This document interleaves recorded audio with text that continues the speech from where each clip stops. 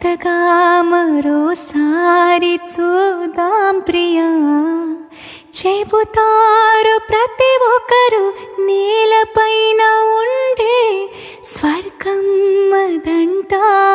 పోదాం పదా ఆ మంచు కనుమల్లో నేర్పించమంటే నేర్పిస్తా ప్రేమంటే ఏంటో. ప్రపంచాన్ని మరచి కసేపు ఊగిపోదాం దేవకన్యలుండే ఆ గ్రామం.